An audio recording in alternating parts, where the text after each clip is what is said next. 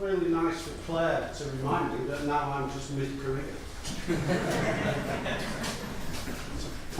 I don't know whether that's a good thought. I think it is in some ways, but not so good in others. I want to pick up a couple of the themes that have already been presented, particularly around in-work retraining and not simply training to get people into work. But before I dive into this, I never get over the fact that I've got grandchildren who are in infant and primary school. I'm also a board member of the university. And it never ceases to shock me the resources that we create to teach people in higher education and compare that with the resources that we put into early years and foundation education as a society. We spend about 2,800, 3,000 quid per year on our kids in primary. The unit of resources in early university is £9,000 a year.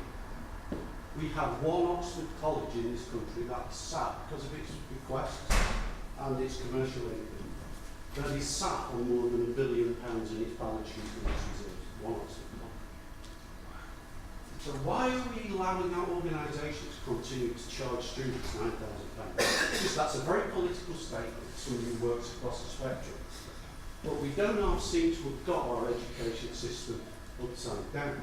And actually, we all work, whether we work in apprenticeship skills from that end of the pitch, or we work in careers guidance, or we work in pre-employment training, we're all pretty much in the bit in the middle. And the bit in the middle has been the worst managed, worst invested, worst organised, worst planned, and worst incentivised bit of our whole system. But yet it's in an economy that is so hit by changes that we continuously need to reinvest and reskill our people, but it's the Cinderella bit of our education and skills system in this country.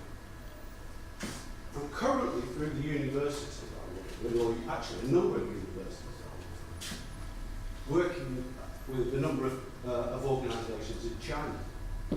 There are 7,000 Chinese undergraduates from the People's Republic of China in our city now. There are 71 colleges in Shanghai, a city of 24 million people. And you would not believe the resources that those institutions have. And these are the technical institutes training people for work, it's nursing, motor vehicle and electronics. How that is resourced, because they know that that's the cut and bit of their economy. And yet we seem to have missed that in our society. So that's just kind of by way of background, and I'll touch on some of that as I go through this one. So, best thing about Greater Manchester, we are incredibly, we are one of the growth centres of the UK. And the, Yale University stats, so we should believe it, and we are. You've only got to look at the tower crowds. Employment, people have already touched on this. Employment at its highest level in 10 years. 1.25 million people in work, another couple of 100,000 in self-employment. Significant reduction in headline workless, 90,000 people in claiming the main out-of-work benefits, and I'll touch on that in a minute. And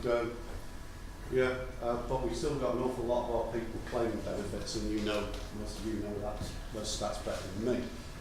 But let me just go back one. This staggers me. One of the reductions in unemployment benefits, because we don't give much to under 25-year-olds. In fact, it's so much pain in the ass to claim benefits, right, that they don't bother signing on. We've got 15 to 20,000 16 to 25-year-olds across the city who don't even bother, we don't even know where they are, because they're all at home with mum and dad or doing a bit of part-time job on cash. I mean, they're not even training or being reskilled, and we've got skill gaps all over the place. So we've got a fundamental problem there about the system and the way it equips young people for work. And if you get time, I'll have a look at the way they plan their education and training system in Finland. But I won't talk about People's Republic of China, because that's terrifying, but Finland, you just look at how they plan their training for their health service, down to almost exactly the single person who's retiring. Much easier in a country of their size.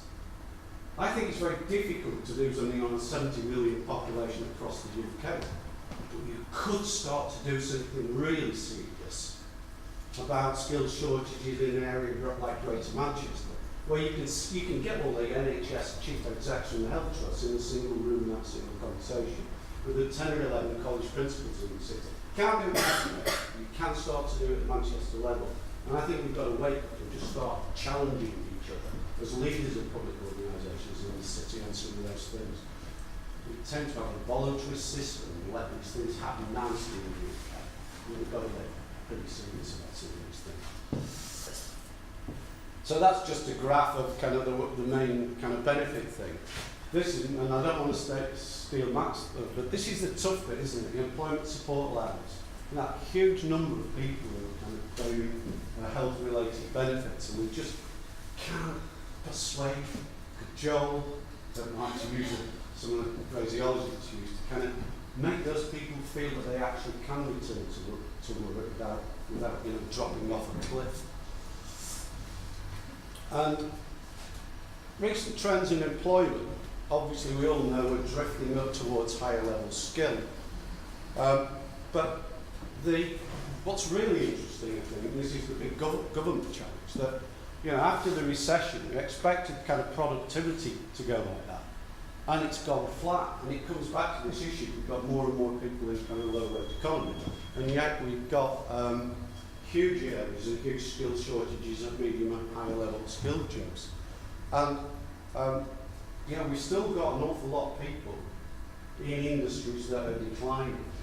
So one of the things that really, I haven't got too long to talk about, but I think the real challenge for us for employability in the next decade or so will be actually retraining those in work and equipping them with the skills, and also the kind of concept of belief that they need to continuously upskill.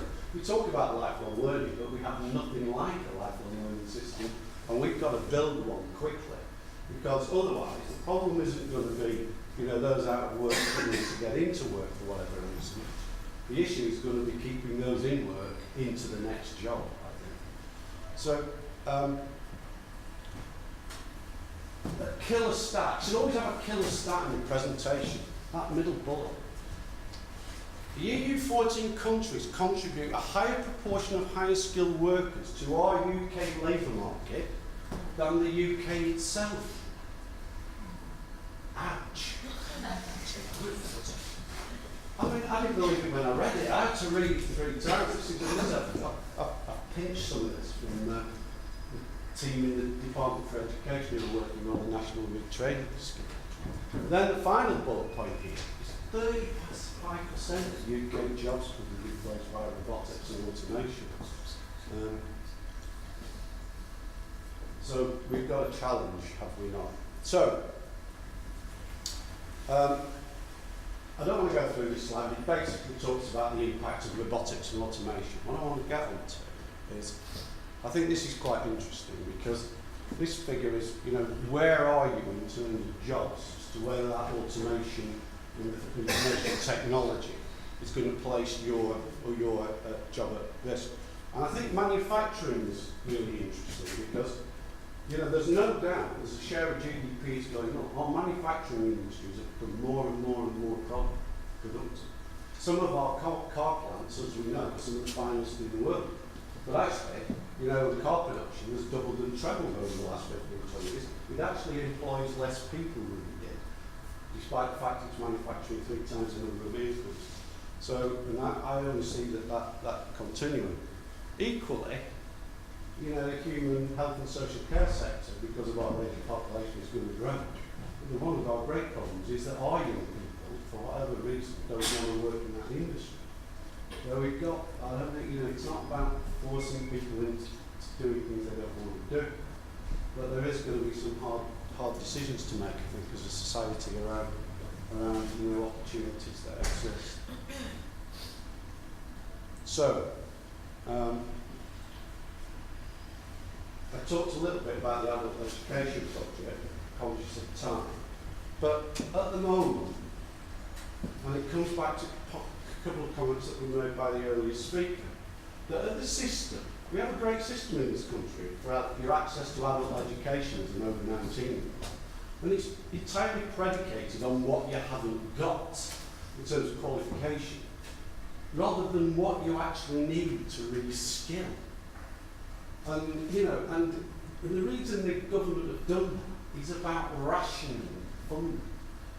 And I think what we've got to start to talk about, and it will be a difficult debate, and we've started to have this around apprenticeships, but government have actually backed off or just halved the amount of employer contribution to the apprenticeship for a non-levy period, so 10% of the total cost, 5%. But actually, in terms of this, we've probably got to get into a conversation where there is a tripart investment between government, the individual and the employer in order to reskill people. You know, if we wish to individually sustain work, these are difficult conversations. One of the problems I think we have in the UK is we don't have honest conversations about resources. And I think we've just got to be more honest about that.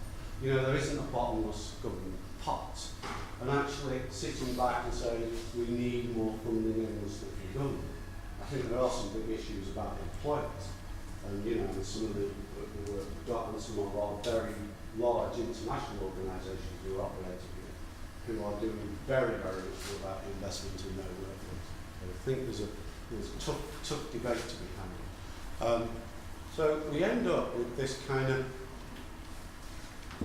scattergun of what you can have. So, you know, okay, Job Centre Plus, Job Coach, work programs, but it's tiny and it's a very small kind of group of people. And then on the job training, it's pretty much apprenticeships only. Apprenticeships don't necessarily match everybody's upskilling, particularly upskilling for the next job where your employer might be quite reluctant. So any kind of development of a national retraining scheme, which is what's being designed at the moment by government, has got to seriously start to move down this, you know, moving people from intermediate to upper skills, but also plugging some of this gap around that. And that debate and that design work is going on. We're in conversation with Great Manchester Learning Provider Networks, having some conversation with government on this. So we'll try and keep the links going through Greg and other colleagues in this about that work. And I know that CTEC have got people joining us, Stephanie's joining us next week for some of that initial work. So I'm nearly there. So weaknesses in current adult skills training. There's about another 400 slides. But it isn't all that. I mean, we do some absolutely cracking vocational training in this country. I mean, and we really do. I mean, in certain industries and certain sectors, we do it really, really well. The difficulty, I think, we have is we don't do it systematically, we don't do it universally. And the other bit we do it in chunks, over here and over there. And so therefore, I think we really do have to start to think about an education system that kind of trains people through. We're going to finish on with Chinese a little bit. And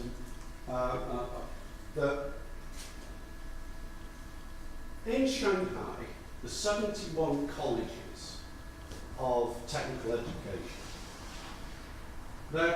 they have parallel academic routes for kids who are going through to university. So they have exactly the same dichotomy between A-level and vocational training.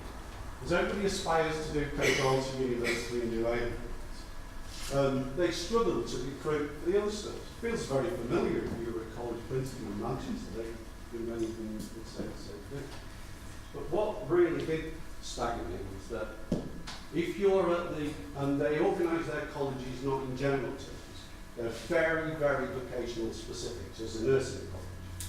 There's a plastic moulding injection college. There's a construction college, there's da-di-da. If you are an apprentice in the motor vehicle engineering and manufacturing college in Shanghai, when you study your apprenticeship qualification, because you might be working with Toyota, or BMW, or Volkswagen, when you come out of your apprenticeship, you don't just get a certificate from the Chinese government. You are also qualified under the German system, and if necessary, you are also qualified under the Japanese system, so you have triple accreditation, so you can work in almost any international motor vehicle. And the design requisite for that college is that they must have international business partners when they are designing and developing their curriculum. That's how serious they are about their vocational education and skills system, because they know they're operating in a